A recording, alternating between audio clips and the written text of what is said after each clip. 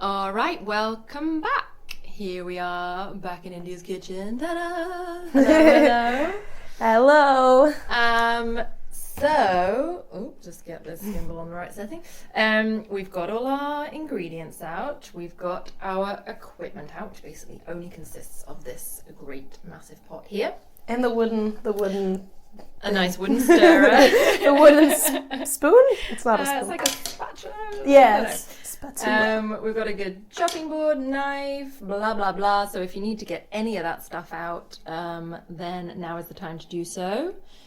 And we're going to get started. Yes. What's up first? So I personally, the first thing we're going to cook is actually the garlic. Mm-hmm. But we are not going to mince it. We are not going to do really anything to it except chop off the ends, because we are just going to briefly cook it and let it get soft, and then we take it out. Easy. No garlic for us. Perfect.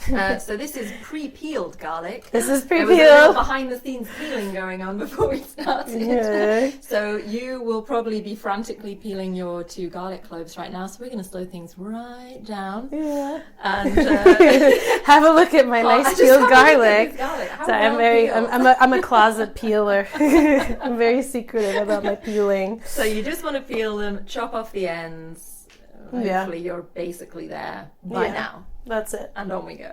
And actually, so even though those get cooked first, I am a really slow chopper, so I need to do the mushrooms first. Okay. Because they're going in second. That's like the next thing going in. So we're just kind of doing chunky slices with the mushrooms? Yeah, I mean, they cook down so much Mm-hmm. that like they don't need to be super tiny. That's good. In my opinion, because you know how mushrooms lose a lot of liquid. They do. And they get really small. Yeah, it's always a little bit sad, really. It is. So much Especially in. when you like mushrooms as Yeah. much as I do. And we're keeping the stalks on. Yeah, that too. Also, that's up to you, whatever you want to do. Yeah. I leave the stalks on. But you are not a mushroom washer. No, don't wash your mushrooms. Oh, this Pointy is knife action. interesting. It's Liz who did the mushroom goat cheese galette. Yummy. She washed her mushrooms and she was like, some people are going to find this very controversial. It and I was is. like, really? I never knew there was a mushroom washing controversy going So on. technically, you should brush them. That's because washing them like ruins the texture a bit. And honestly, I never. This is like typical kind of tour guide stuff. You hear something and then you just repeat it without reading about it. No, we never do that. We always do. Anyway. Fact checking? Nah. Good enough story or a good enough. Did the war end in Berlin or was it Munich? I heard. Anyway, so no. Basically, once upon a time, someone told me that they make special mushroom brushes. But since I spent all my money on truffle oil, I don't have the money for a mushroom brush. So I You gotta just get your priorities straight in life. I think truffle oil is going to bring you more joy than a mushroom brush somehow. I agree. Yeah. Also, it's quite easy to just remove the dirt by hand. So And a little bit of dirt. yeah, You're good. God I made mean, dirt these and dirt don't are- hurt. These are organic, so you're not getting any nasty chemicals on there. Also true. So you know that the dirt is going to be good, clean dirt. Yeah, it's gonna be good, clean dirt the way God intended. But yeah, like I mean, these aren't even like, and honestly, the mushrooms that you get at Rewe, even though they are like organic, they're not like the ones that you would buy straight off a farm or like or even stuff you'd get at like Markthalle 9 or something. They're not very dirty, so it's very easy to just take the dirty parts off. More great things about Rewe. As if we needed them. I know. Rewe, IKEA. Can you guys sponsor us, please? Yeah. Can we start making some money with this? I really, really need some homewares, IKEA. I really do. Oh, imagine. That would be amazing. That's been my like number one thing in lockdown has been not actually shopping online for homewares, but just fantasizing because I don't have any money. Again, it's all just about the the excitement of the expectation and anticipation of doing these things when we can do them again. Yeah. Oh yeah, because also every sane person knows that shopping at IKEA is way better than shopping online. You actually enjoy the IKEA experience. I love it. Interesting. I love making like a whole day of it. Do you go for lunch in the little cafeteria? When I lived in Munich with my ex-boyfriend, we went to IKEA once just to eat. We just drove up to IKEA just to have lunch.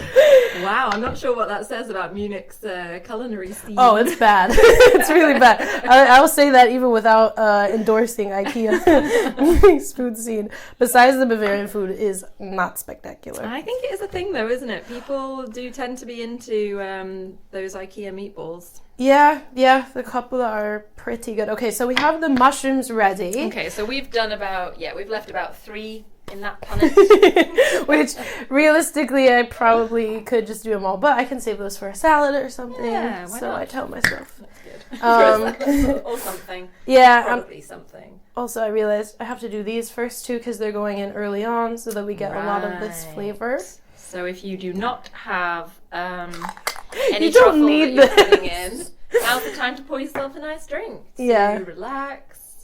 Yeah, so just gonna put only one of these because this is really, really, really strong. Wow, it smells so pungent. It is, exactly. But luckily, like, the thing about rice is, like, it is huge and absorbs a lot of flavor. Mm-hmm. So it's not gonna be too bad in the whole dish once it's finished. You'll see. Just trust me. I think now is the time for me to confess that I have an issue with truffle. No! Oh, you should have said. No, not at all. It's something that I want to get over. So I want to try. Ah, I see. So you went for the experiment. I ate some once, and I think this is apparently a thing. It just stayed in my mouth, the flavor, for weeks. For really? Like 2 really? weeks. Okay. Yes. Well, in that case, I won't put all of this in then. Oh, please do exactly how you were going to do it. No, this is a lot anyway. Okay. That's really Even a lot. for a truffle lover, that's a lot. And now we can put the stove on, put some truffle oil in. We'll do a little bit now and a little bit later. So that's about... that's like half a tablespoon. Yeah. Gotta put some also normal olive oil in. Okay. I forgot about this before. That's okay. I think everyone has a video description. And you're putting it on how high heat? This is okay. So this is my quirky kitchen. It's on number 6 out of 12, so it's halfway. But this is a very hot burner, so this is probably more like medium-high heat. Okay, good. But like I was saying before, I cook really hot because I also read once that like in professional kitchens they cook everything a lot hotter than we usually do. There's whole stoves they get also way hotter than ours do. Yeah, true, because they have like just the kind of platter, don't they, where it's like it's all just a side is the stove top and then it's all really hot. And you just put the pan on like half if you want it to simmer. Or yeah, exactly. I try to cook really hot, especially if I have everything like pre-chopped like this. If you're kind of like chopping as you go, which is usually what I do, then don't cook it that hot because you'll just like get very, very behind. Mm-hmm. Let's see, we got the measuring cup here. And yeah, that's basically it. Now I just have to wait for this to heat up a little bit. Luckily, this is a very quick one. That is handy. Not always a given with those electric stovetops. No, this is the only burner I actually like using on this whole stove. Because like so if you have to cook multiple things, you just do it one by one on that. I never cook multiple things.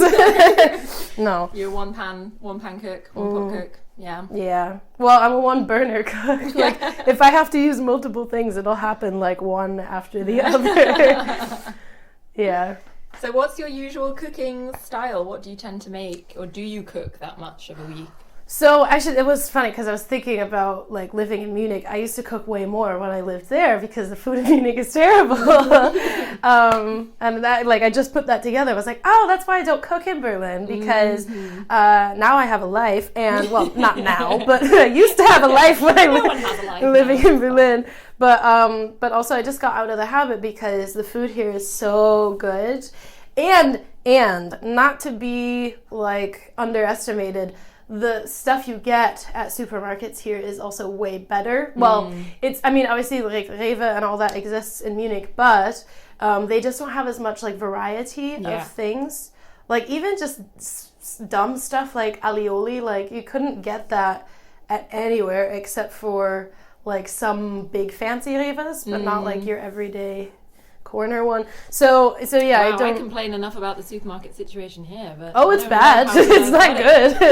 But it's better than Munich. Yeah, it's better than Munich. So in a long way of explaining that, I don't cook that much. I usually go for very simple stuff, like I make a lot of dal, which I was also thinking of like offering to put on it, but it's way too simple. Like it would have been a very boring show. Like, here's lentils, here's spices, here's rice, the end.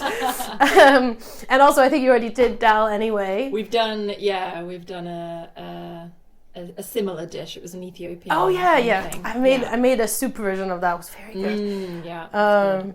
I love Ethiopian like lentil stew. Yeah, it was my first. So I can put the garlic in. First time. So the garlic has gone into the pan. That goes only for like, I would say maximum 5 minutes or so. Okay, we're just kind of softening it a little bit. Yeah, that's it. And then it's a surprise trick that we'll use later. Surprise garlic trick. Surprise garlic trick. Yeah, so for everyone being like, oh, you're only using 2 cloves of garlic. I love garlic. Chris. Wait and see. Yeah, Chris. It's going to be Chris. You're going to put 5 in there already. Yeah. I love the fact that they just go in whole. This is very low effort cooking so far. This is perfect. It's also not hot enough yet. So I could have turned the pan on. We're just moving whole garlic cloves around a cold pan. That's what we're doing right now. If you're doing that at home, you're on the same page. Yeah. Yeah, exactly. So we know how to cook. Yeah. Totally. Actually, that's the thing, is I really do enjoy cooking, and you'll see if I'm a good cook or not. I think of myself as a very good cook. But I don't like cooking just for myself because I follow cookbooks, and they're always for 2 or more people. It's usually way more than that. Yeah.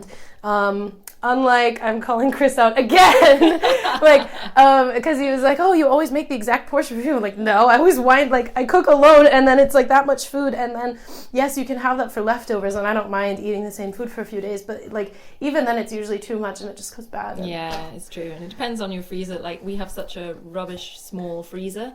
Me too. Yeah, if we had a big one, that would be fine. You could just put leftovers in there and defrost them, no problem. But how much do we miss American-sized refrigerators? I mean, I have literally never had an American-sized refrigerator, so it'll be all new to me. Are they bigger in the UK? No, they're bigger in the States, for sure. No, but I mean, like, are they bigger in the UK than here? Oh, yeah. Well, I mean, no, they're probably about the size of the one that you've got. That freezer is smaller than it looks. It has like a big ass door, and then it's like this. It's all door. Yeah, it's all door, no freezer. Real fake doors. Come down and get your real fake doors. I can hear that something's happening in here now. Yeah, sizzle, sizzle. Sizzle, sizzle. So yeah, I don't know why I'm like stirring this around. It doesn't getting all coated in the oil. Yes. Yes. Yeah, and that's it. You just need it to get a little like cooked on the outside, a little soft, and then you take it out, and then you save it for later. I think this should be my picture of like the dish. Yeah, we made garlic. I think garlic. I think actually a lot of people would be happy with that. It's like garlic, bon appetit. What more do you need? Exactly. I think a lot of people would be like, well, hey. Yeah, me included. It's great. Especially with the budgets that most of us are on right now. It's like, I can only afford garlic. A dish for any budget. Yes. So what were you up to in Munich? How long did you spend there? I lived in Munich for just over 6 years. And I moved there when I was 16. So I first went to gymnasium there, and then when I didn't really finish. I left school after my mittlere Reife, or the 10th grade basically, or middle diploma. I became a tour guide when I was 18. Like 2013.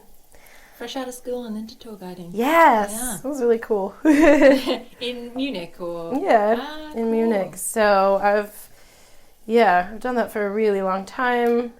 Okay, so this is if anything, it's probably a little bit overdone, but whatever. So I'm gonna put that into a little holder if I have one. There we go. Nice. Nice. These are ramekins again. Yeah. Profash. Yeah. Oof. This is gonna happen a lot though. Like I spill a lot when I cook. Oh, me too. And like a lot of stuff just goes flying. So it's adventure cooking. Okay, and then next I'm gonna add the Truffle. And I'm not gonna add too much because it is, as you said, very, very pungent. And then we're gonna add the mushrooms. Yum. I do feel they are flavors that work super well together, truffle and mushrooms. They're both like, truffle's a kind of mushroom, no, it's a fungus. What is it? Yeah, it's I think, it's a fungus. Yeah. It's so in the mushroom kind family. Of earthy flavors. This is also a trick that like all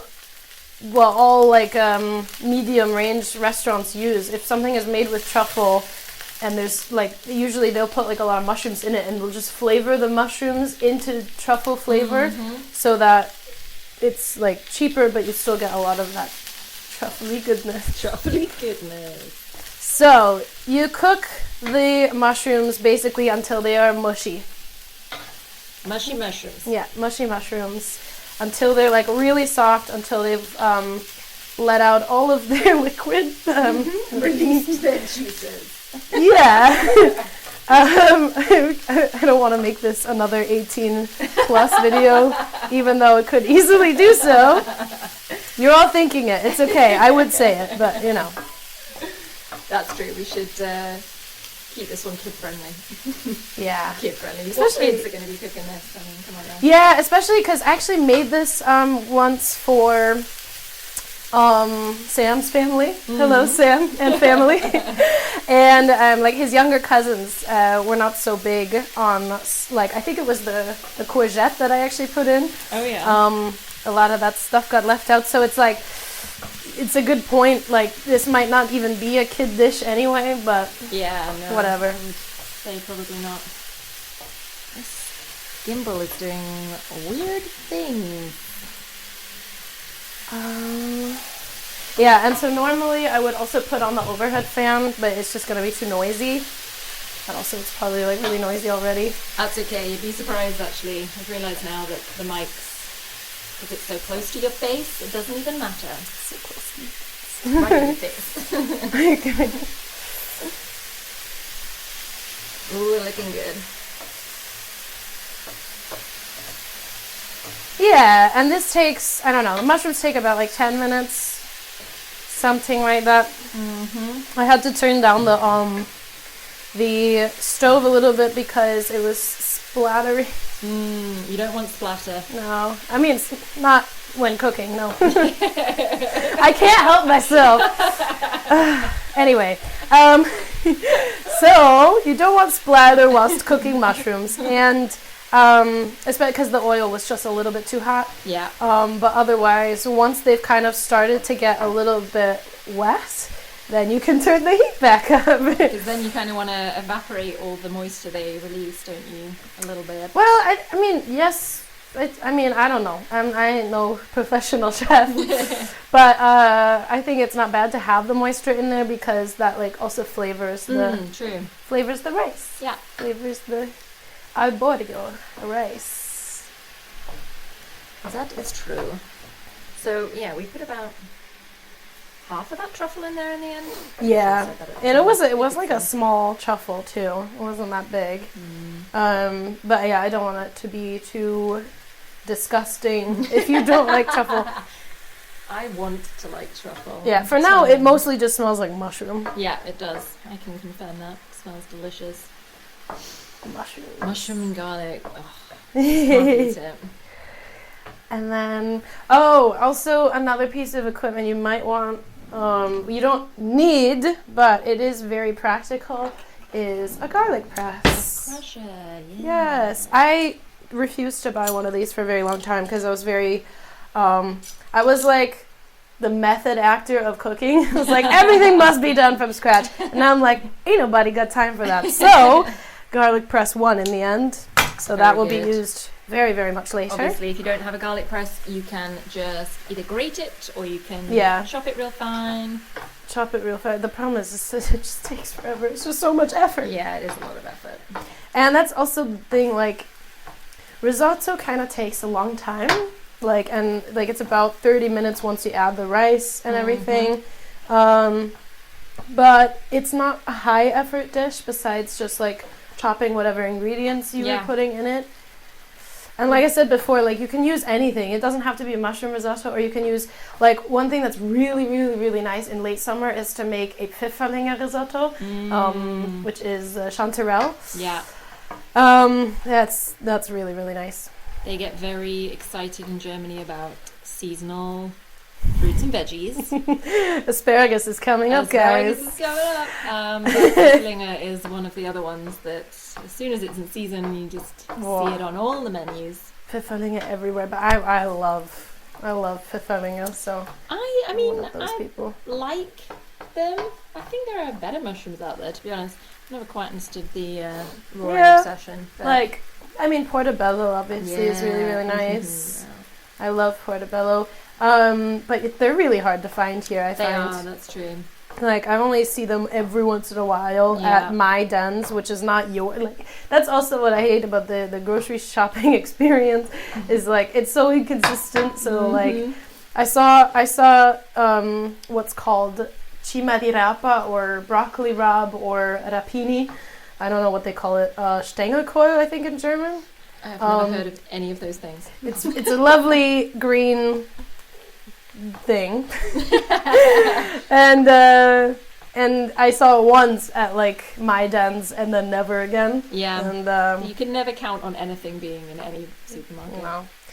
So, which really means you can never count on any particular recipe that you want to make actually being possible on any particular day. Yeah. If you got your heart set on something, you're always going to be disappointed. Yeah, it's like you can never go shopping like day of. I took a risk and did it today. Yeah, it was very risky. Woohoo! Yeah, because like also my Rewe didn't always have this. I think they only just got this like a month ago or something, but other Rewes do. And it's just a mess. If you don't live in Germany, you will not be empathizing with any of this rant. Yeah. You bastards with your... You'd be like, I don't believe you. I can get everything at the grocery store. Yeah, well, how nice for you. I guess we made our decision. But yeah, no, I used to live in Wedding, and I went once because I lived very, very close to Lidl, and Lidl did not have ginger. Like, they did, and they never had ginger. My Lidl here has ginger. But they didn't have ginger at the Lidl in Wedding, which I thought, like, don't they use that? Like, I do think they kind of decide slightly based on the neighborhood. Their racial profiling at the grocery store. What are people going to be cooking in this part of town? Oh, yeah. It does seem to be that way, to be honest. Yeah. Yeah, it's true. These mushrooms are looking good, and they are smelling even better. Yes, they are almost ready. At this point, I would say you can probably get the rice ready, which this is going to be fun because I will probably spill it everywhere. Yay! Yeah. Let me get the scissors.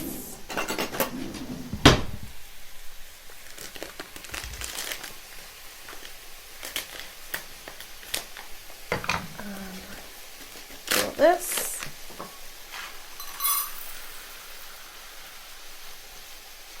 I'm being extra careful. I never had these measuring cups until I got together with my partner, who is American, and they're just so handy. They really are. Like, ain't nobody got time for no scales and stuff. Yeah. just use like what, I mean, I know everyone makes fun of like American units of measurement, and for the most part they are absurd, but cups and tablespoons and teaspoons and stuff, it's just so useful. It really is.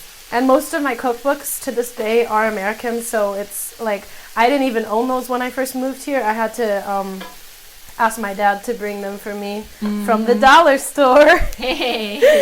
Not from IKEA this time. Now we are advertising the dollar store. Yeah. I'm sure it's just the one chain. I don't know which one, if it was Dollar Tree or Dollar General. Oh, wow. I think there's even more than that. But yeah, he brought them over for me when he visited a long time ago. Whereabouts in the States are you from? I was born in Brooklyn, New York, which I still kind of think of as my true home, because I then lived for 10 years in Michigan, and I'm not going to say anything bad about Michigan in case anyone's watching. No, there is not really anything bad to say about Michigan. It's just not my place. And like, we visited New York a lot, and that was always like homecoming. Yeah. So washing the courgette. Don't peel them like a psychopath. Wash the courgette and pretend you're not doing something else. That's a treat for you if you've not yet watched Chris's cook along video. Here's carrot washing. Oh, quite the moment. That almost required an X-rated categorization for that video too. I skipped over that part. I missed the good part. I'm really mad now. Okay, so the courgette, the thing about this is, like, you can add these in theory whenever you want, whenever you feel is right, but you might be wrong. Whatever you feel is right, but I'm telling you, you're right. It's like, so I add these quite late into the dish. I've experimented with this particular recipe because it's kind of an amalgamation of a recipe that I have in an actual cookbook, but it's also inspired by a dish from a restaurant here in Berlin that I love very much. Which restaurant's that? It's Mariona. It's near Görlitzer Bahnhof, so down in Kreuzberg, and it's a Catalonian restaurant. It is very expensive. But they do this, this is like one of their dishes that they just have every day, and they kind of change the ingredients depending on the season. So it might be courgette, or it might be asparagus, and it might be a risotto, or it might be a linguine. Nice. I've had both at theirs.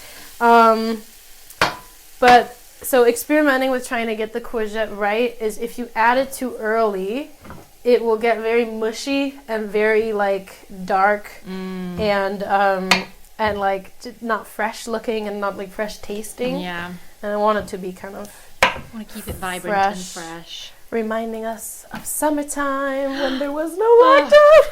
Can you even imagine? Seems like a distant dream. I do think about it a lot though. So we are halving the courgettes. And then we're going to halve them again. Oh. Okay. And then I'm just chopping them now because, slow chopper, slow preparer of things. That's good. So we're doing, about the same thickness as you chop the mushrooms, probably. Yeah. Yeah, I'm not too thin, not too thick, but also, like I said, I'm not really so good at this. So what kind of food did you grow up eating? Mac and cheese! That is my number one favorite dish of all time. That is like, I usually eat it at New Year's Eve because I want to like end the year with like eating my favorite food. Although I didn't this year, but or I didn't this time around. Okay, so these are about ready. It's a little too hot, if anything. And now we can add the rice, and we saute the rice for like a minute. Get it to like soak in the juicy, flavory goodness. Yum. I would say, so can kind of like add truffle oil intermittently throughout. Not too much, obviously, because I don't want this to be like a carb attack like last week, or a fat attack of a carb. It still is. But yeah, we're still in the depths of winter. This is still the kind of food we need. this is all I eat in the winter. Yeah. Like, even if I don't cook a lot for myself, I still mostly eat, like, very fatty, carby foods. So That's what you need. Lots of what the body bread. craves when it's cold. Lots of pasta. Oh yeah, that's also a thing. You can also adapt this to be a pasta. Yeah, true. But I like risotto better. It's like... Well, I think it's a great dish, like I said in last week's cook along, for this show because I think a lot of people are a bit afraid of risotto. Like, I think they feel like why? Well, like it kind of has this reputation as being difficult to get right. You know, Really? I think no. Is it? Like, I don't know. Like, I feel like amateur cooks would steer clear of risottos. Really? It's so easy. Yeah, it is. It requires a lot of being at the stove. Yes. Which is why it's perfect for something like this because there's not that downtime that there otherwise would be with dishes that just have to boil or bake or whatever. And it requires kind of intuition to know when your rice is perfectly done.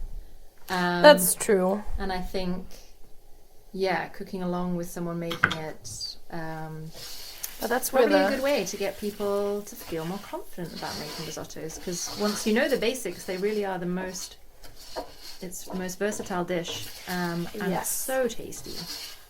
Okay, so the rice is looking toasty. Mm-hmm. All covered in the oil. Yes. And now we're going to start adding... Well, actually, no. First, we're going to add in a 1/4 cup of white wine. Yes. That's also not a measurement that needs to be exact. Okay. You just do if it. I can open I'm just it. gonna stay on the rice while you stay. There we go. I was like, don't show... Especially the faces I Don't show me. Okay, so that's like between 1/4 and 1/3. Woo! Love that sound. Me too. That's one of my favorite sounds. Yeah. Ooh, look at that brown mushroom. It should not be that brown, by the way. You don't want it toasty looking like Ooh, that. I think that looks pretty good. At least, It looks so orange in this kind yeah. of light. Remind you of anyone? Bye-bye. No risotto for you. No. Okay. Oh, it smells like wine. That's perfect. So that's what you want. You want to put wine in when the pan's really hot so that the alcohol cooks off nice and quickly. I would have plenty of time to do that anyway because from the time that we start adding liquid, it takes about half an hour or so to like fully cook out. Perfect. Okay, so now I need some water. In your way. That's all right. So I said we're doing like about 5 cups of water. This is something you kind of have to check as you go. Yeah. So we're on our first cup. You only add... We haven't added the whole cup, have we? No, we haven't added the whole cup. We added about 1/3 of it because you only want to add as much as like just about like covers the rice, and you add it as it absorbs. Yeah. This is the trick to a good risotto. Yes. It goes really fast at first, and then it gets really slow later. So you have to really be on it at first, and then afterwards, like after you've done like the first like 2 cups, then it's like whatever.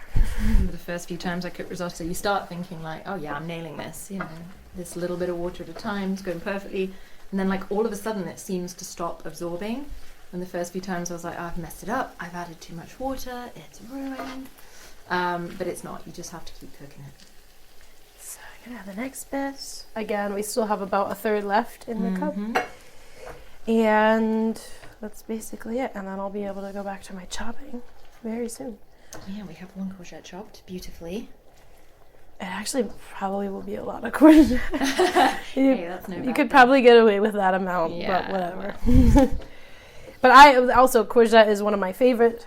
No, it is my favorite vegetable ever. So, like, I love courgette everything. What else do you do with courgette? Inspire me. Well, usually not a lot because I'm all about like simplicity. But I do a lot of zoodles.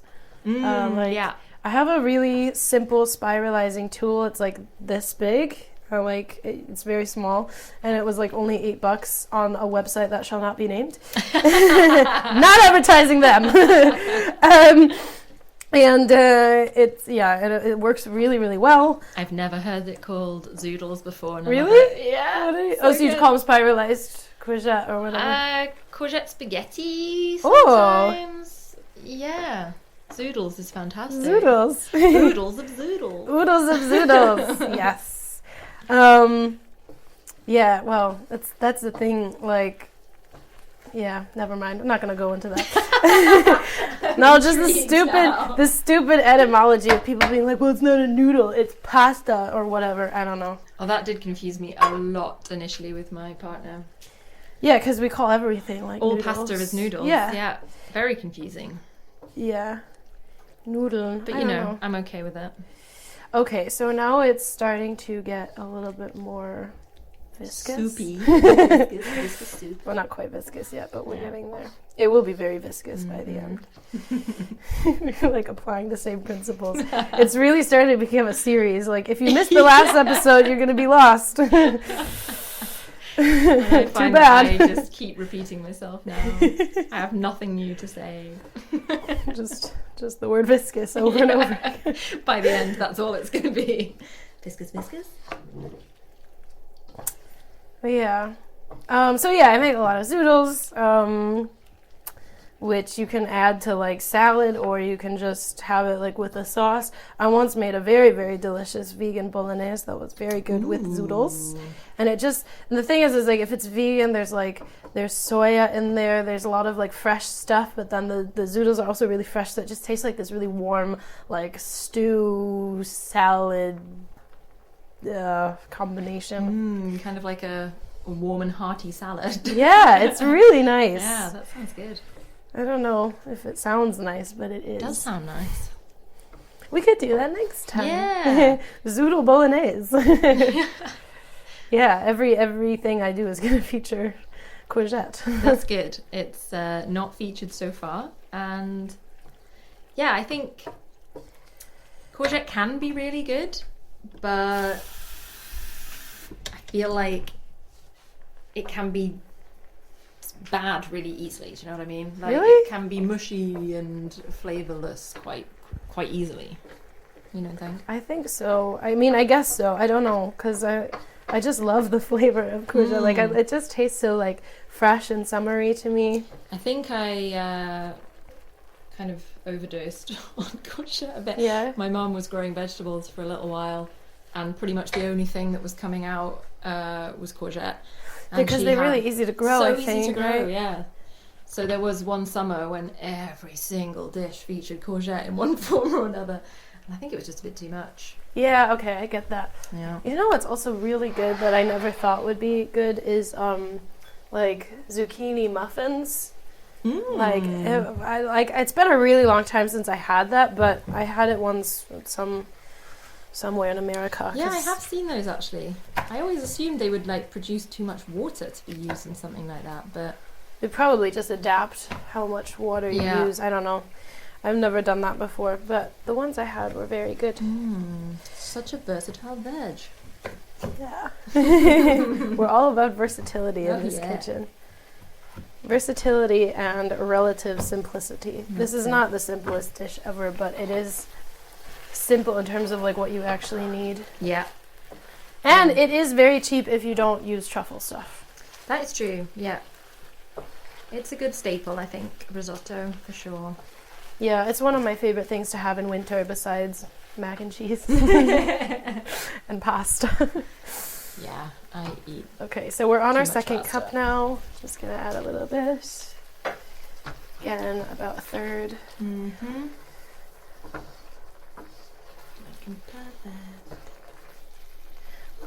I mean, the principle of risotto is like, you can't rush it.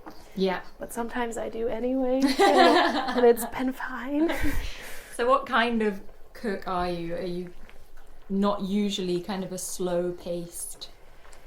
Well, I like I said, I'm very slow at like chopping and stuff.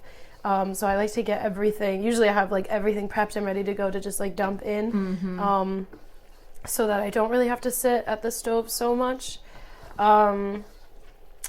But yeah, I don't know. I'm like a lazy cook. We made chicken parmesan the other day, and you're supposed to make your own like pasta sauce for it, but we just bought pasta. It was Reva Bio, so do you know what? Only because it's Reva, I'm like, that's fine. Yeah, that's okay. I probably couldn't make as good as that. Yeah, it was really tasty. I mean, I would have made my own, but just didn't have time. It is often about weighing up the result versus the effort.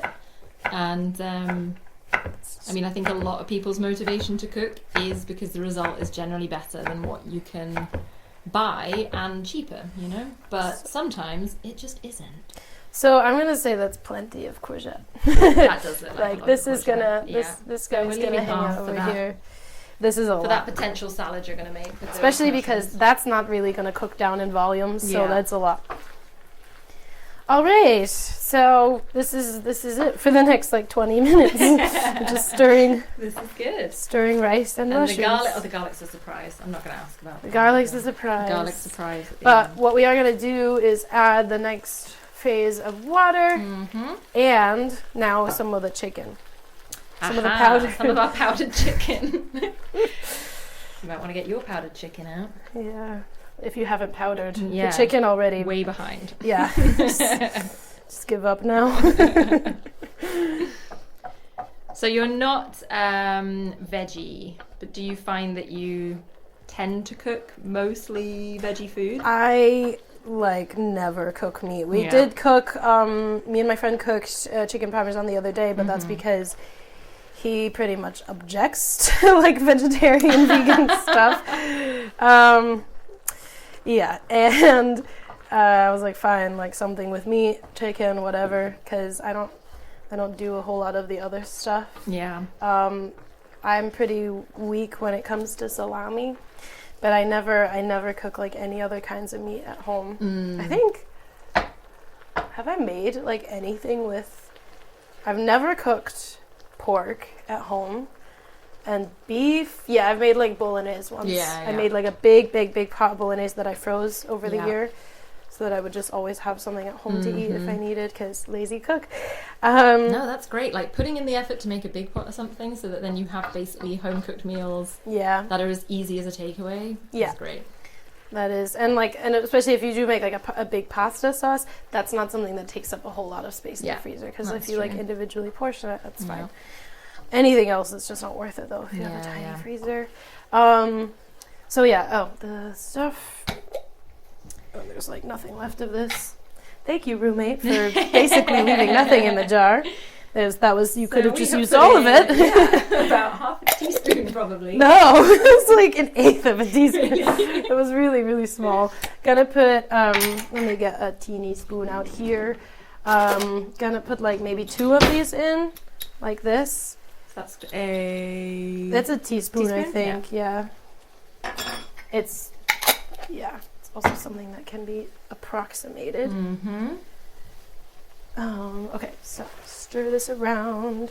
So, like, one of the original recipes that this is based off of calls for, it's like 6 cups of just straight chicken broth. Like, like you prepare the broth first, but lazy cook. I think most people are going to be with you on that. This is stupid. Like, I mean, you can heat it up, but why? I've done it like that before. I just don't really see the point. And also, like, you would put way more of that chicken, like, the proportion that you would put into 6 cups is a lot more, but I don't want that to overpower, like, the basic ingredients here. Yeah, for sure. Because it's got a lot of, like, I think it's got stuff like MSG. I don't know if that's illegal here, but, like, stuff like that. Yeah. It's quite flavorful, and it's quite a lot. Yeah, it can overpower quite easily stock. If we weren't doing a truffle-based dish, then I would probably put more, but it's... Yeah, I think if people are leaving out the truffle, and probably something I'll mention in the video description of the intro video so they can prepare, then maybe a bit more garlic or a bit more stock, like something to make up for that lost flavor. Definitely more stock, whatever stock you use. Yeah. I do not recommend beef stock because that would just taste inappropriate. No. Yeah. An inappropriate flavor. Yeah, it's just not appropriate. Improper. So that's the rest of that second cup. Okay, we're 2 cups deep. 2 cups deep. Yeah. But that is the other good thing about risotto. I think it can be super, super simple and still really tasty, or there are lots of ways to elevate it to like really, really fancy. If you're having a dinner party, imagine, those were the days. Or cooking for a partner, like you can actually put extra time in and sort of make your own stock. Or make cooking for Grace. Make a fish stock, or cooking for me. Shout out to all those next cooks. You got big shoes to fill with the lazy cook. Big shoes. I need to start putting a call out, actually. I'm running out of friends. I need more cooks. Yeah, well, I can't help you there. I have like 2 people that I hang out with regularly. No, 3. And that's it. I think I'm just going to start revisiting people. I mean, at one point, I assumed that by this point, I think when I started the show back in early November. Has it been that long already? Yeah, I think so. Was it late November? I can't remember now. Turn the heat up a little bit. I kind of figured that by now I probably would have maybe had a trip back to the UK and I could have visited some of my friends and family back then and got dishes from them, and it's like, nope, stuck in Berlin. Yeah. So I'm really... I got really drunk like 2 weeks ago, and then I started looking up trains to Paris because I had cabin fever. And I was like, I don't care, I'm going to Paris. You can't stop me. So that's good drunken COVID behaviour. I get like looking at potential trips. Okay, looks like we're ready for our next third. Also, I haven't filled these cups all the way to the very, very top because it like splashes out. Yeah, so might need to add a little bit more at the end. We will see. But we are on cup number 3. Cup number 3. Ooh, yeah. It's starting to get viscous. We need a different word. Gloopy? No. Gloopy. Doesn't sound as good. That is the thing. Risotto is very gloopy. Oh yeah, it's all about the gloop. And that sound. I don't like the sound. It's gross. Shield your microphone from the pan. Yeah. So do you and your flatmate cook a lot for each other? Do you tend to eat together, or is it kind of a... No, basically he'll cook a lot of something and then offer me. But I don't really like my roommate's cooking. Well, it's I'm a very like cookbook and recipe oriented person. Yeah. And he just like will throw anything in there and make like really zany stuff like what's the like, he'll make like barley soup with beef fat and like tomato, and it just flavors that to me make no sense. So sorry. So like not always though, like sometimes there's really good stuff. We're gonna spark a flatmate feud with this video. It's okay. Anyone who knows us knows that like we feud a lot, but like in a jokey way, so it's fine. But I don't know, usually because I do get a lot of takeout, then I don't share, obviously. Yeah. But if I have made something like this, which I think he'll probably try some, then obviously, like, we just share whenever, like, we have nice. A lot. That is, one of the things I miss about having flatmates is just suddenly someone will make some random food, and then there's food for you to eat. Yeah, like it doesn't really work often in my favor. I'm also very picky. Like I'm also very like I like what I like, and that's all I like. Yeah, I mean when I think about it, that happened very rarely. But when you look back with rose-tinted glasses, it's like, oh yeah, that was communal living. No, it's not really. All right, so I think we're ready for like the next third or so. So, what are your favorite takeout dishes options around here? So we are in Prenzlauer Berg, which I have slowly come to believe is the greatest neighborhood. I just love it. I know people love to hate on Prenzlauer Berg. I never liked it till I moved here. I love it. I do too. So my number one favorite indulgence here is Kokyo Korean fried chicken. Oh my god. Like, I've tried a lot of different fried chickens in Berlin, but Kokyo is the best that I've ever had. I've never tried this. This is good. Very good information. It is very, very good. It's really good. You can get it either like just plain, like just the fried chicken, and then get extra sauces on the side, or you can get it glazed in something. Both are very good, but recently, for the first time, I tried just the fried chicken with the sauces on the side, and it's so good. Really? It's really, really good. Okay, I'm gonna have to try that. Hi, Kokyo, please sponsor me. Yeah. No, they're not. There's not. Like, IKEA's not watching, Kokyo's not watching. I don't care. I love you anyway. I love the idea that they might just send you chicken to eat on YouTube. Just be like, yeah, this is good. Still good. What else? What else do I get? We recently at work tried a really good Chinese place. I forget what it's called.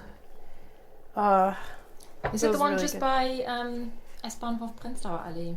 I have no idea. Oh, okay. It's King's Delight? No, so King's something. That was really, like, I had this like chicken thing. It was really, really good. Like, this like fried chicken dish, but it wasn't like battered fried chicken, and somehow they made it really crispy without it being dry and tough, and it was like mind blowing. Now I just want chicken. We got powdered chicken. Just shaking it into our mouth. Yeah. Okay. So I'm gonna put this away. The one thing that I do agree with Chris on is like clean as you go, because it's so much easier. It's true. Like, stay tidy, stay organized. So much easier said than done for me. Yeah. See, I often have a lot of burners going at the same time. Aha! And I really like everything to be ready at the same time, and that often requires just a moment of absolute chaos about 5 minutes before the end. So often I will have done so well keeping on top of staying clean and tidy right up until the end, and then everything goes everywhere. And then I leave it for my partner to clean up. It's great. Yeah, that's kind of the problem in this house. Yeah. So we got some rules enforced there. Kind of have to, don't you? Yeah. So you should notice by now the rice is starting to look a bit plumper. Yes. Like little maggots. Check out that viscosity. Look at that viscosity. Another iteration. Okay, I'm going to add the last of that third cup, which was not a lot. A little drizzle. So we've got about 2 cups to go. So I think about halfway through the next cup, then I'll start to add the courgette. Yeah. For me, it's personally kind of tricky to time that, because you don't want it too raw. Yeah. But also you don't want it to get all like mushy and like dark green and just like gross looking. Well, I enjoy that we are benefiting from your trial and error with this. Well, I don't know. We'll see. Still trial and error. This is one of my favorite dishes. I haven't made it in a while. I don't remember the last time I made it. It was probably summertime or something. Yeah, they are a bit more of a summer veg courgette, huh?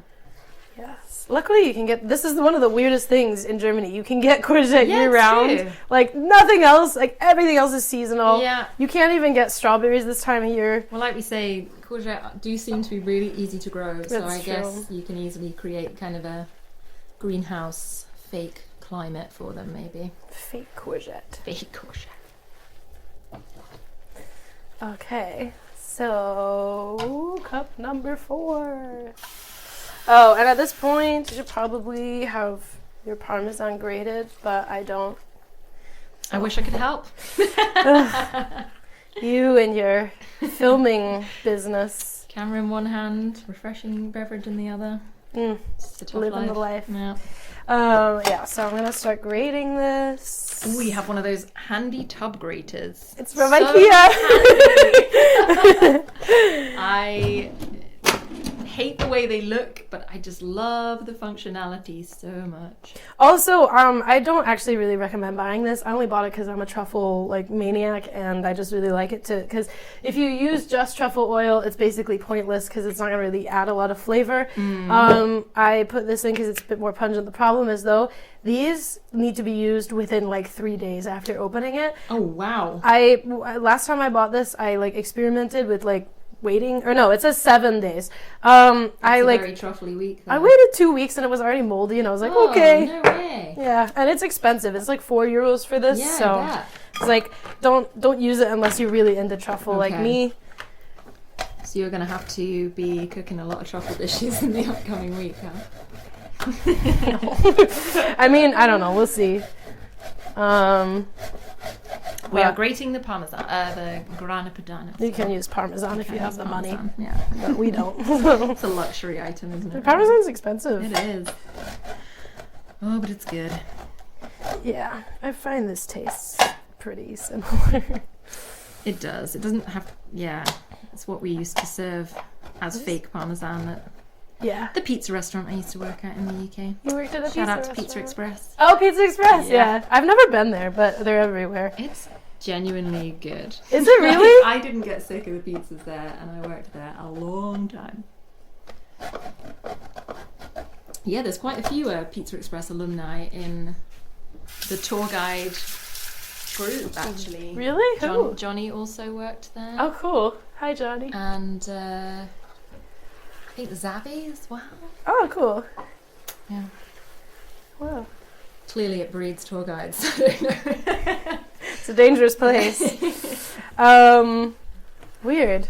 It's so weird for me to like think it because I've never had another job besides being a tour guide, apart from now that I am not a tour guide. Yes, you are now working at. Let's publicize your new place of work a little bit. I work at a wonderful bar / microbrewery called Courgette, and we have a brewery on site. The bar is here in Prenzlberg. It's on Stubenkammerstraße, which is near, I think it's called Herfurtplatz or something. One of those platzes. Anyway, it's very close to here. It's about a 12-minute walk from my door. Don't come looking for me. I will not make you risotto. I will not be happy. We will give you no clues about where we are. Yeah. The window. See if you can find it. Yeah. Yeah, so it's pretty close. And yeah, we have a brewery on site, but we also brew off site too because it's not quite big enough. And make all our own beer. We only serve our own beer. Make everything. So like IPAs, pale ales. We also make a Helles and a Pils. And we'll like experiment with different German types throughout the year. Fun. It is wonderful. Adding a bit more water. Yes, adding more water. I forgot to narrate. I was just like, I'm so obsessed with my job. That's great. Is it a fun place to work then? It is wonderful. Like, I mean, right now it's like boring as fuck. Like, come buy bottles because we are open 3 days a week. So we sell bottles of beer out the window. Ah, cool. What days is that? For now, it's Tuesday, Friday, and Saturday. Okay. So Friday is from 4 to 7, Saturdays from 2 to 5, and Tuesdays is technically from 4 to 7 as well, but probably we're gonna make it from like 5 or 6 because that's the only people only come for like the last hour. Yeah, I bet that's the time when you'd be thinking about going out and buying some beers. Yeah. We also we have all of our beers on draft as well, so you can get liter bottle filled from the draft. Ah, cool. And those keep, if you don't open them, they keep for about 2 or 3 days. Nice. Unlike truffle, very easy to finish in a few days. Apparently, yeah. Okay, I gotta keep grating the cheese. Yes. See, this is like a problem you wouldn't have if you perhaps grated in advance. But yeah, no, I love working there. Nice. Do you think you'll continue it if and when tour guiding ever starts up again? I am pretty much done being a tour guide. Yeah? Because I've done it for 7 years. That's true. Over 7 years. Well, yeah, 7 years now. And like I said, it was the only job I had.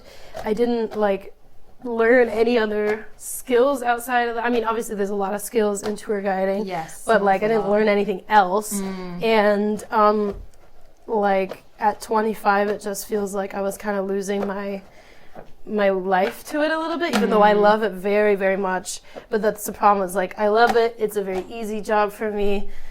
It's very comfort zoney. But that's the problem, is like I don't want to just do that in my life. Yeah, so it's good to have experience of different. It's time to different depart. things, and it's kind of, you get to that point where it's like, is this going to be a career for me? Like, am I going to be a career guide? No. Or is it, I never wanted that. That's anyway. the thing. I think if the answer is no, then it makes sense to, especially now, it makes sense to be branching out. Okay, so we are more than halfway through with that water, so we're going to add the courgette. It's probably a little late, so we might need to cook it a little longer than I planned. Gonna go lovely and green. Woo! Beautiful. And also, you could just be like a normal person and scrape it off into the pan with the back of a knife. Also, this is a thing where anyone watching at home, like, this is something that makes me like scream inside when people chop stuff and then do this with the blade. It is so easy to turn it around, people. Oh, I guess. Like, do not damage your blades that way. That like every time I see it happen, I just like, oh, a little part of me dies inside. Stop making India die inside, everyone. Please do. Use the back of your knife. Like, yeah. It's a very, very big pet peeve of mine. I have very weird, like, arbitrary pet peeves that, like, they're not of any consequence. I like that. That's what pet peeves are all about. Yeah. So this just got a whole lot more vibrant. Woo! Delicious. I also like, back to the pfifferlinge thing. I also like making this with pfifferlinge and courgette instead of brown mushrooms. But then in that case, you should not make that with truffle oil, because it doesn't, like, you can, but you shouldn't. What's the difference there? Because, like, it just, like, because pfifferlinge have a very distinct flavor of their own.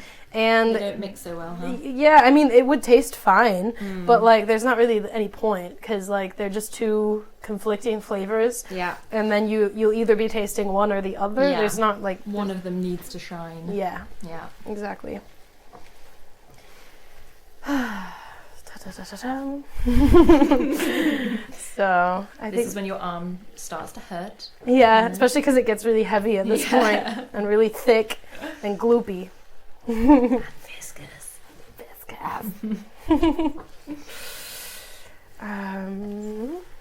So I'm gonna add in that last bit of water, and then we're on cup number 5. And like I said, you might need a bit more than 5 cups.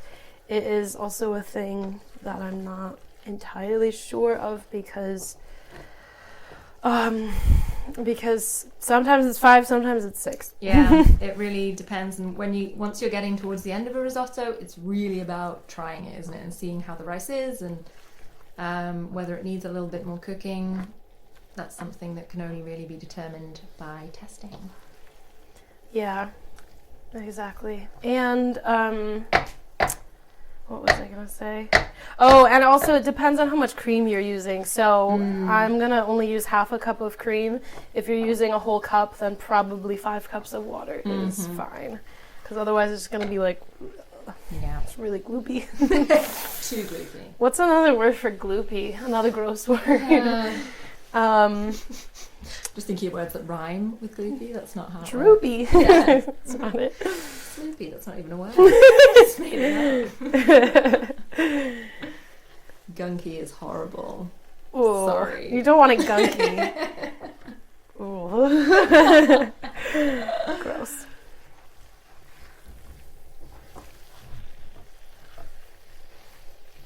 Oh yeah.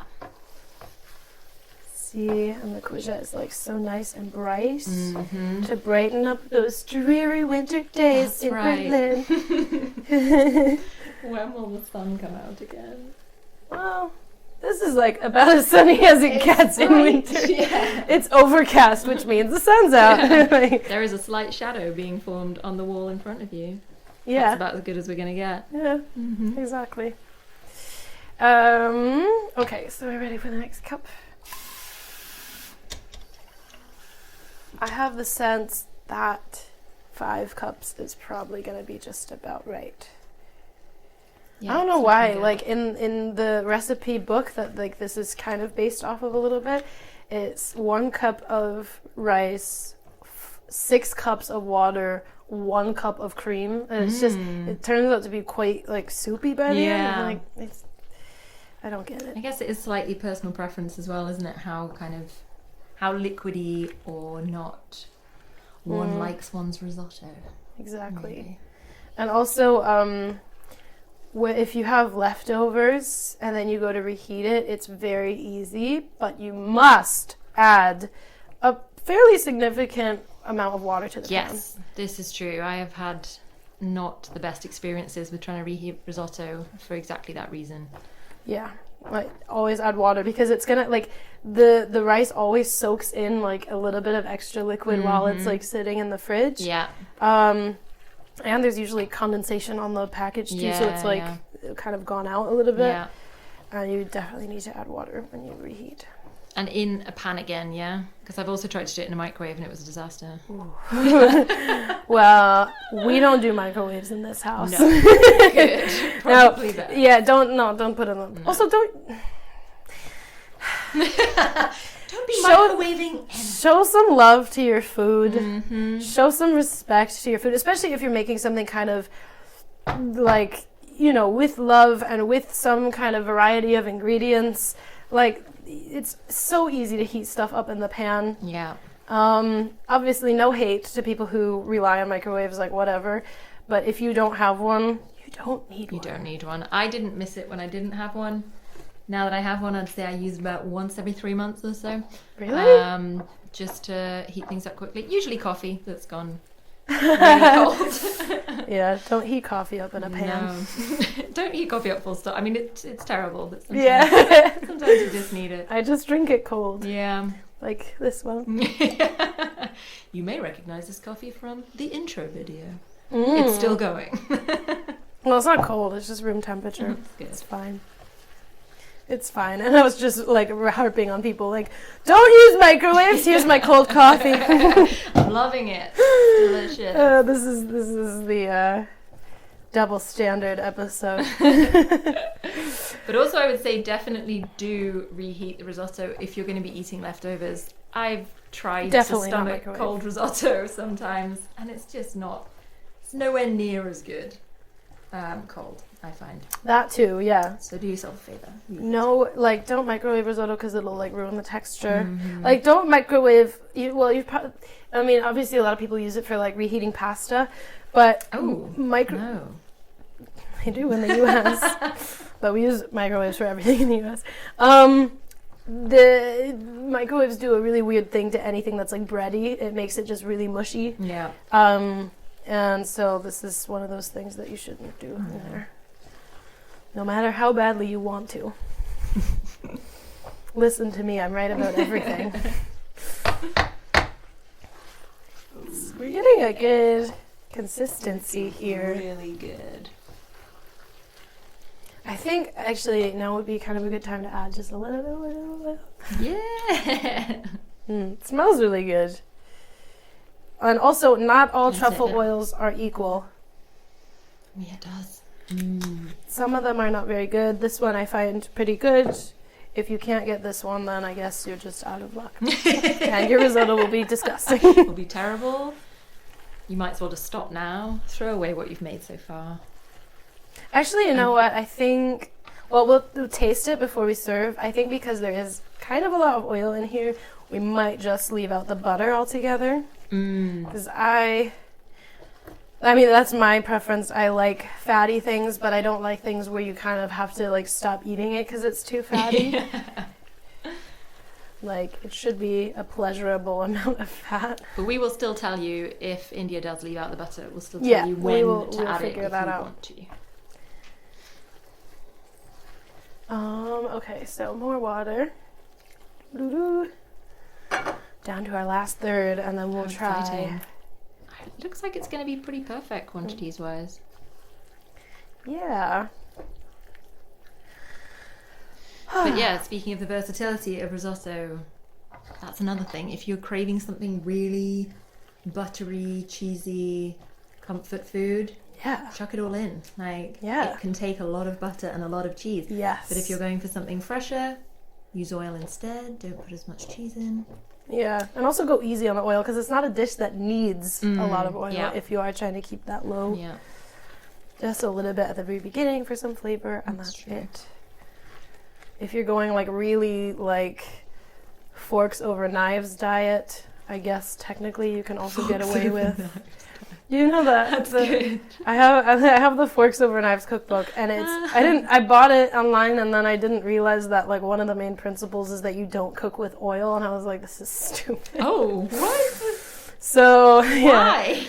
Because it's like a plant-based, low-fat thing is really I thought you meant it's just like making food that you can just eat with a fork and does not need cutting up. Oh no, this is a whole thing. This right. I'm advertising once again for like another thing. Forks Over Knives is a book. Someone will buy it, I'm sure. It's a book, and it's also a Netflix documentary about like plant-based eating. Why the name then? Forks Over Knives. Oh, because so in German the documentary is called Gabel statt Skalpel, which means it's basically about the principles of eating healthy to avoid disease. So preventive care rather than medicine later on. So it's like forks, like make healthy food instead of getting like bypass surgeries. Knives. Yeah, that does not translate well, does it? Yeah, I was also very confused at first. I think it was my dad who like talked about it. I was like, what? Forks over, huh? Like surgeons go in with like just a knife. Like a butter knife. It's like, I'm pretty sure that's not all they use. Whatever, guys. In fact, the idea of them going in with a knife and fork is even better. We're getting into like Hannibal territory now. Oof. Hot topic. Gross. So we've just added a little bit more water. Yeah, that's the end of that was the last of the water. The last of the fifth cup. So I think I'm gonna try the texture, and also it'll be a good time to see if I need to add any flavoring, but not yet because it's still the water hasn't actually integrated yet. Okay. So much stirring. Yeah, once you're comfortable with risottos, it's the best dish for putting on some music. Oh yeah. Having a glass of wine. And also, that's the thing, I'm not drinking right now, but like if I were, this would be down to here. Anything that you have to add wine to at the beginning and then takes a long time, like, what are you going to do with the rest of that wine? Yeah, it's obvious, really. Pretty much always get drunk when I make risotto. Even if I'm not adding wine to it, because I don't always... Because you don't need it for every risotto. Don't even need it for this one. It was just a fun idea. Definitely. You just should be drinking wine anyway. What else are you going to be doing if you're not watching this video? Listening to music and dancing. Yeah, exactly. Yeah, that's also the thing. I always have music on when cooking. But not today. Not today. Don't want to get in the way of that. Scintillating conversation about viscosity and viscous sound that is now real good. Yeah. Now this sounds a little bit less gross. It sounds a bit more appetitlich. A bit more food-like. Nom nom. All right, we're getting there. I'm not ready to try it yet. I'm just not ready. So you're looking for the water be completely absorbed. Not completely. I don't make like the risotto where the rice is really grainy. It tends to be more on the gloopy side. I'm going to count how many times that word comes up. Yeah. I think there are like 5 top words in this video already. Yeah. Number 1 is definitely viscous. Number 2 is gloopy. Number 3 is IKEA.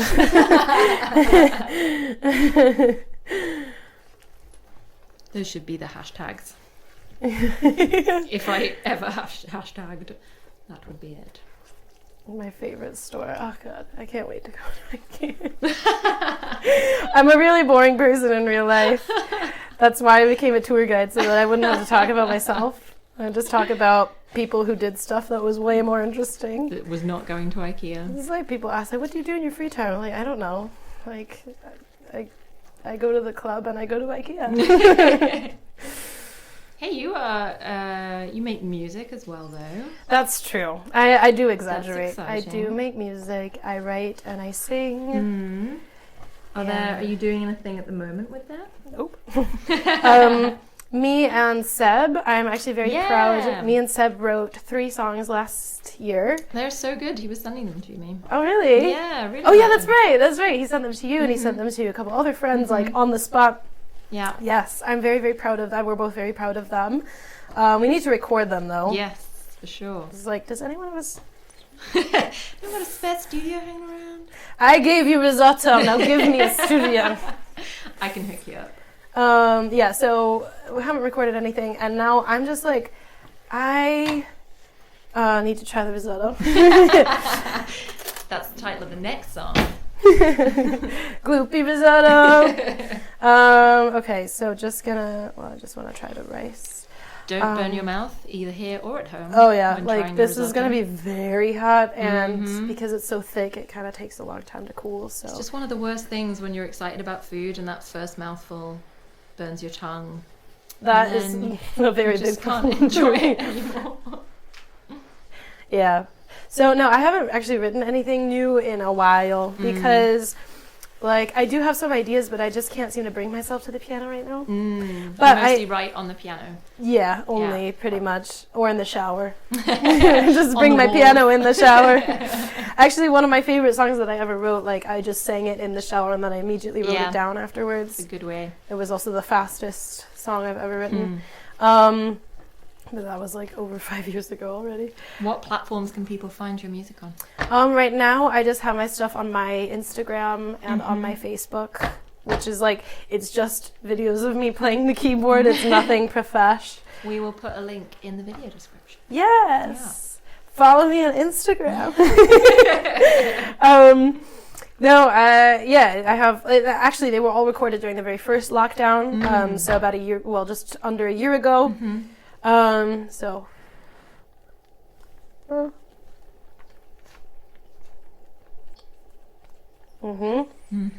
It's tasting pretty good.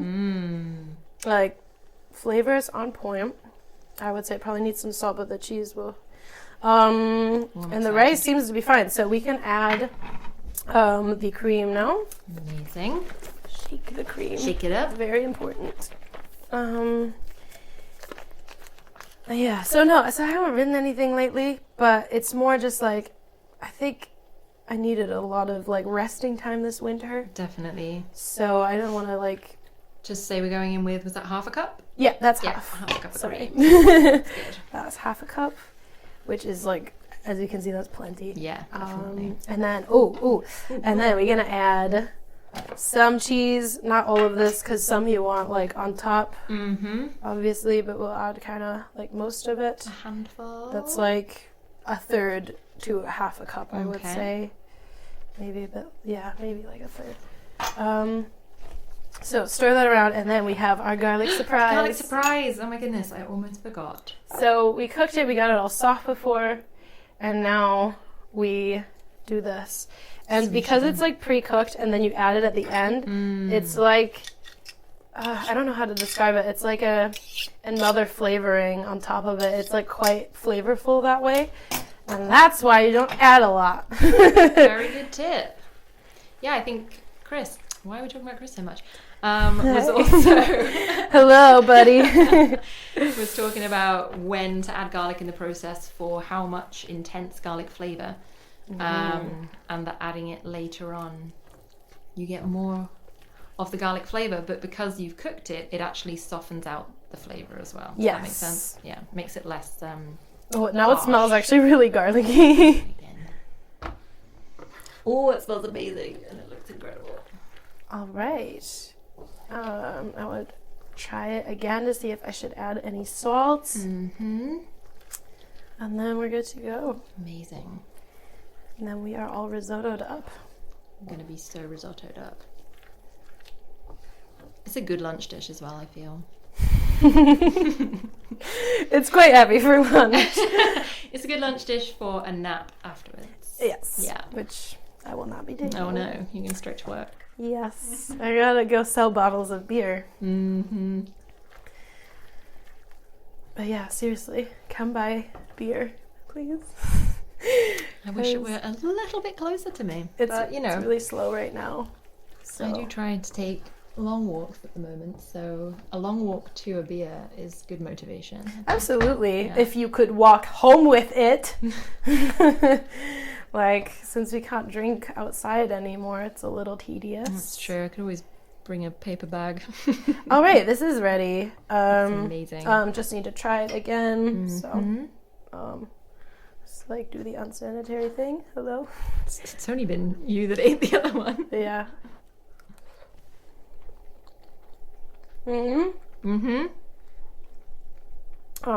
Yeah, I would say probably a bit of salt. And this is the truffle salt. Oh yeah, from truffle. Sam, 2 years. When did you get? It's like a year or two ago. So thanks for the truffle salt. Of haggis fame. Yeah. It's not super truffly, but do you put pepper in your risottos as well? In the risotto, no. I mean, you can. I mean, I guess it probably should because it would be a good addition. Here we go. Here's some pepper. But some spur of the moment pepper. The best kind. But I also like to add it on top. So, when you serve it. Yeah. So. But these are all things that you can decide yourself at home. Taste it. Esatto. See what you want. Hello! Oh, flatmate and catmate! What a treat! Waldo in the house. How adorable! Thank you so much. That's the highlight. Sorry, India. So far. I think you stole the show. The highlight so far. The cat beat the risotto. He is very cute though. So fluffy. He needs a lot of attention though. He's a very social cat. Except for me. He's afraid of me. Even though I go to see him every day, he gets progressively more scary. Really? Yeah, I don't know. Maybe you can tell you're kind of allergic to him. Probably. Okay. All right, so I would say once we're there, you could plate it up. Like just plate one portion. Show us how beautiful it looks in the bowl. Yeah. I mean, it looks like this, but in a bowl. That's nice. Actually, I think I want to serve it on plates. Nice. Yeah. It's really good. Oh my god, I can't wait. I can't wait. It's really good, and it's not super truffly. Well, in my opinion, let's find out. So, I want to serve it on a plate because. Very nice plate. Because it's prettier than everything else we have. I can understand why you want to do that. And to serve, you probably want something like this. This I find is the best utensil for serving. Mm-hmm. Oh yeah. Gordon Ramsay, eat your heart out. Oh yeah. Look at that. The courgette are a little overcooked, but whatever. They'll get gloopy anyway once you try to reheat it if you do have leftovers. So beautiful. So we're gonna put some cheese on top. More cheese. If you have any fresh herbs at home, you could probably chuck those on too. Yeah. Yeah. Do what you want. It's your party. It's your meal. So I put a little bit of pepper on top too, not too much. Well. Actually, I have fresh pepper. Oh, whatever. It's all good. Chaotic kitchen. Amazing. And then just gonna put a little bit of extra salt on top because it also having it on top adds a nice little crunch. Mm-hmm. And that's it. You could even do a little drizzle of truffle oil if you just can't get enough. That's what I'm gonna do. Amazing. I'm so hungry. Thank you so much, India, for cooking this for us, teaching everyone how to make it. You're welcome. Guten appetit, everyone at home. Guten appetit. And see you next week. Bye. Bye bye.